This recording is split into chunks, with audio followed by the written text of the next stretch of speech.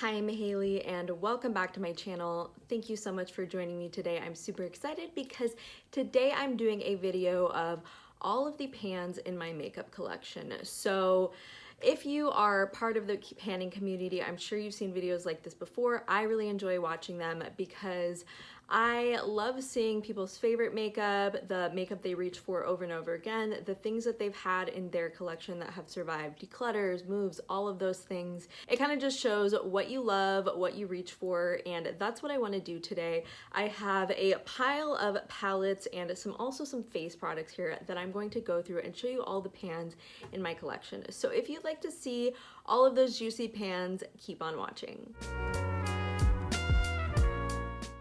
So first up is a super recent addition to my collection and a super recent pan, but this just goes to show how much I love this palette, and that is the ColourPop Golden Hour palette. So I picked this up in June of this year and I just really like it. It's my go-to for easy neutral looks with some punch. I think the shades in this palette are super pretty. The mattes are really blendable and the shimmers are super reflective. And as you can see, I have already hit pan in the shimmer shade right here, Golden Waves.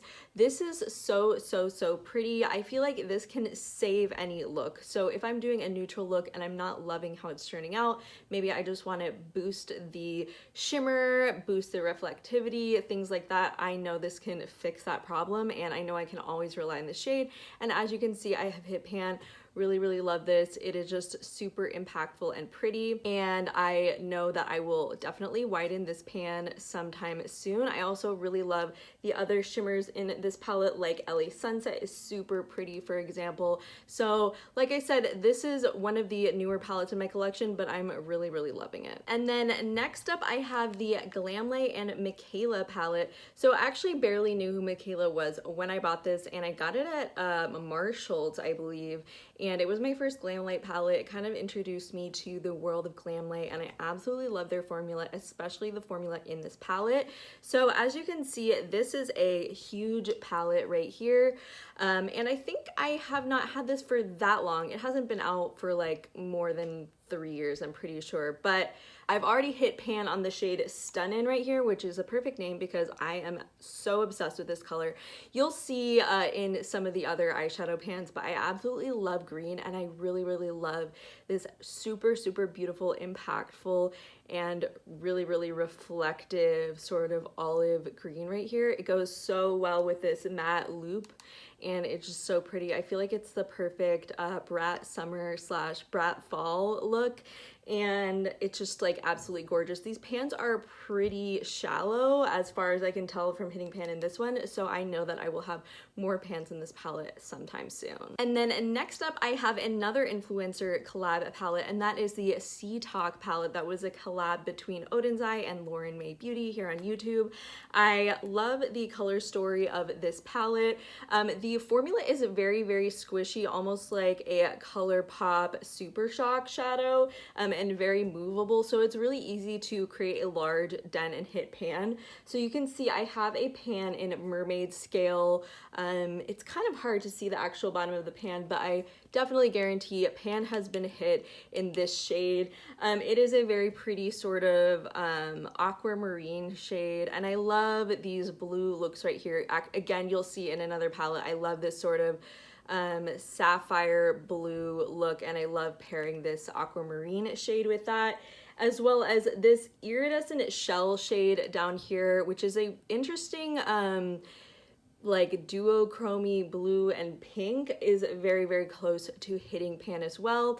So I expect I will hit some more pans in this palette in the coming months and years, I assume, as well. Next, I'm gonna throw it back with some older palettes. I have the Too Faced Salted Caramel palette. Once upon a time, this smelled delicious like caramel, as a lot of Too Faced products back in the day, and I think they still do it, have that kind of scented vibe to the actual makeup.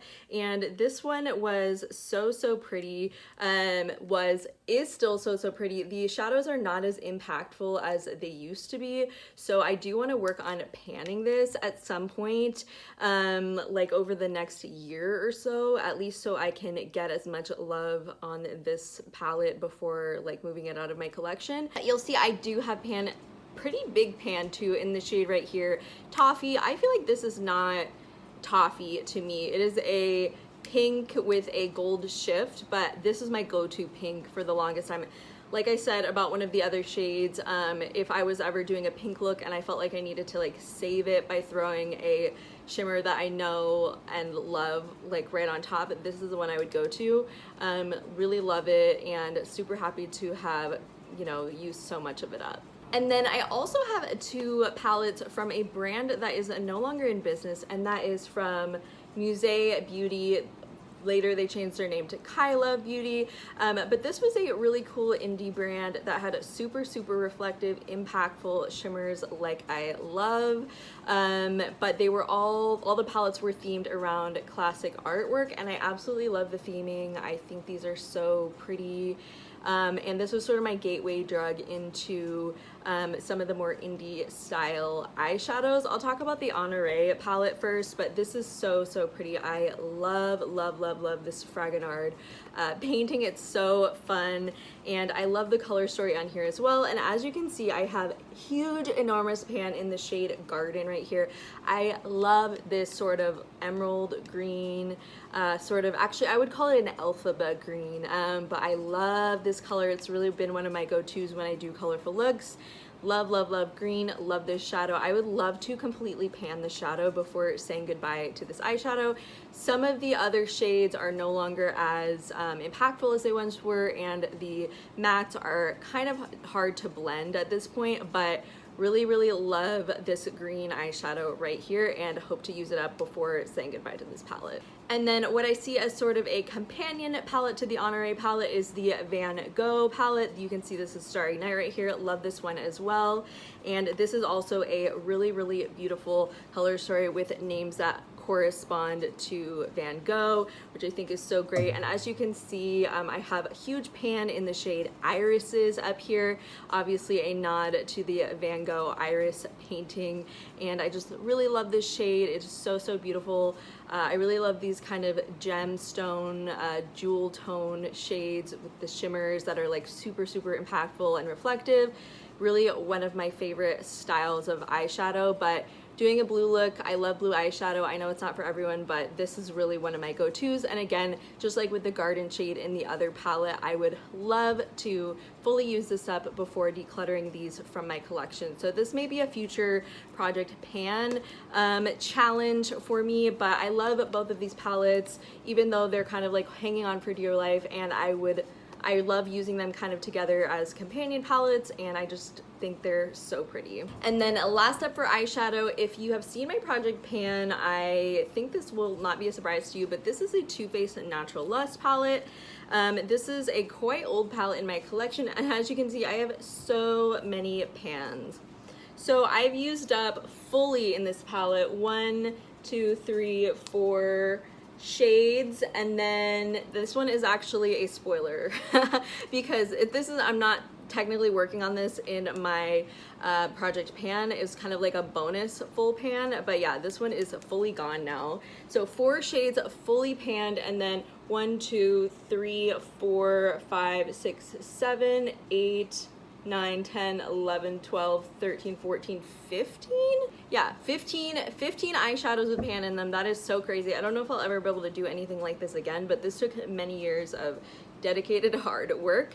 At this point, I'm really just completely panning the shades that I like the most, and then I will probably, you know, either keep this just for the black or, you know, declutter it. It's had its time. I've definitely got my money's worth on this palette, and I love how many pans are in it. Then last up we have some face products. First up is a double pan, 2 of these, because I have them each in different shades. This is the Pretty Fresh pressed face powder from ColourPop. I have it in both Fair 2 and Fair 4, just kind of depending on the shade that I think works best for me, like based off of how tan I am.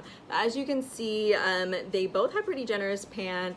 And in the lighter shade, this is actually the second one that I've purchased. So I didn't love this at first until I figured out how to work with it. I love using a powder puff with these. I just think it looks so nice and flawless on the skin, and this is pretty affordable. I believe it's around $14. So I just think this is a really good price for what it is, and I will probably repurchase these going forward. Next up is another often repurchased item in my collection, and that is the Charlotte Tilbury Airbrush Flawless Finish Complecting. Oh my gosh, this has a long name. This is the Charlotte Tilbury powder in the shade 1 Fair, and as you can see, this has pretty significant pan. I think this is the third time I've repurchased this, so I've gone through so many of these. This used to be my #1 go-to powder, but it is so dang expensive, so I've branched out and started, you know, experimenting with other powders, more affordable powders, because I am such a powder person. I will go through, as you can see, run through powders. So I need to have a mix of ones that are more affordable and, you know, more luxe as well. But love this. Will definitely repurchase this around Black Friday when they have the best deal on this, and it's just a product that works so well, matches my skin so well, and just I feel beautifies the skin so nicely.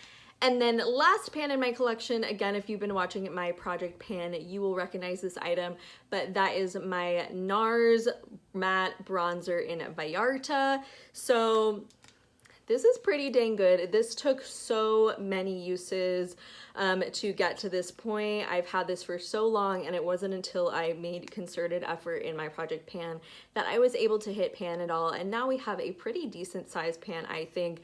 I like this. I like that it's matte. It's easy to work with, and a product that I'm super familiar with at this point, which is something I love about project panning. It forces you to get to know your products and how best to use them and all of that good stuff.